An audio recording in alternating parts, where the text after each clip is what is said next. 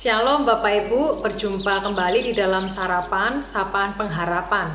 Kita akan merenungkan sebuah topik tentang sama seperti kita demi kita, terambil dari Ibrani 2 ayat yang ke-17.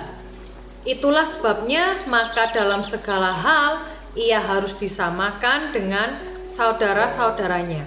Mari kita berdoa. Tuhan, kami bersyukur karena Engkau Allah yang senantiasa melindungi dan memelihara kami. Dan saat ini ya Tuhan Yesus, kami datang ke hadirat-Mu untuk kami mau mendengarkan dan diarahkan oleh firman-Mu. Maka Tuhan, berbicaralah bagi kami, karena kami siap mendengarkan tuntunan firman-Mu. Demi Yesus Kristus kami berdoa. Amin. Nah Bapak Ibu, seorang bernama Derek memperhatikan putranya tidak mau melepaskan baju sewaktu berenang.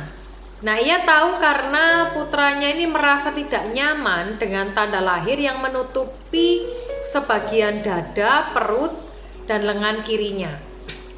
Nah, demi menolong putranya ini Bapak Ibu, Derek ini menempuh proses panjang dan menyakitkan dengan menato badannya agar bisa memiliki tanda yang bentuknya mirip tanda lahir putranya. Nah, kasih Derek kepada putranya ini mencerminkan kasih Allah untuk anak-anaknya. Karena kita adalah anak-anak dari darah dan daging. Nah, Tuhan Yesus menjadi sama seperti kita dan mengambil rupa manusia. Dia menjadi sama dengan kita demi membebaskan kita dari kuasa maut. Itulah sebabnya Bapak Ibu, maka dalam segala hal ia harus disamakan dengan kita agar dia dapat mendamaikan kita dengan Allah. Nah, karena ingin menolong putranya mengatasi rasa minder, Derek pun menjadikan dirinya sama seperti putranya.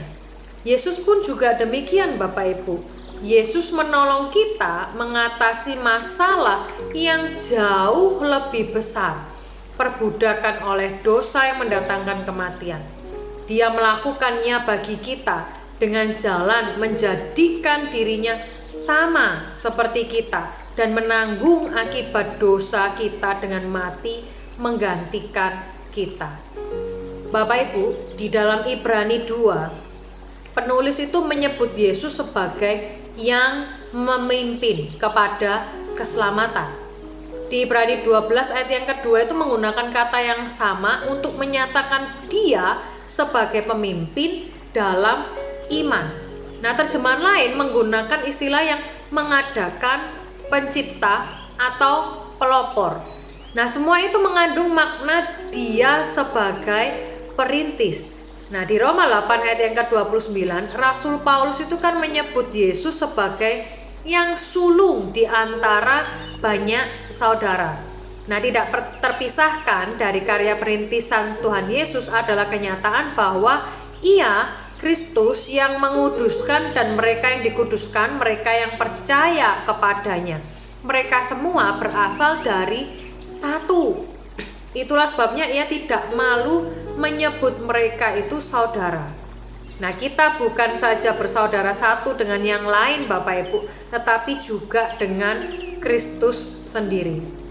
Nah, kerelaan Yesus untuk menjadi sama dengan manusia itu tidak hanya memulihkan relasi kita dengan Allah, kita juga dimampukan untuk mempercayai Tuhan dalam menghadapi berbagai pergumulan hidup.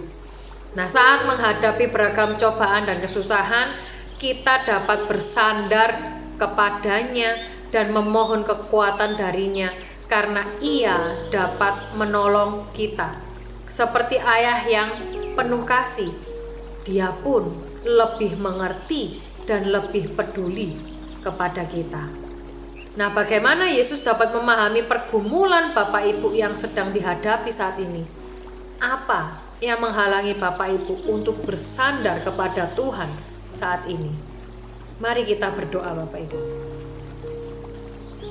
Tuhan, di dalam setiap pergumulan yang kami hadapi, kami mempercayakan setiap pikiran kami, jagai hati kami, tindakan kami, dan tutur kata kami. agar kami tidak melukai Tuhan dan sesama kami. Ketika kami penat, ketika kami frustasi dan mengalami depresi di dalam menghadapi pergumulan. Namun Tuhan, kami datang di hadirat Tuhan karena kami percaya bahwa Tuhan Sang Penolong, Sang Penyerta yang senantiasa memelihara kehidupan kami. Maka Tuhan, kami mempercayakan segenap kehidupan kami ini di tangan kuasa-Mu. Dan biarlah Tuhan yang memberikan kami jalan keluar di setiap persoalan yang kami lalui. Terpujilah Engkau ya Tuhan Yesus, karena kami bersyukur, berdoa, dan terus berharap di dalam nama-Mu. Amin. Tuhan Yesus memberkati setiap kita Bapak Ibu. Sampai jumpa.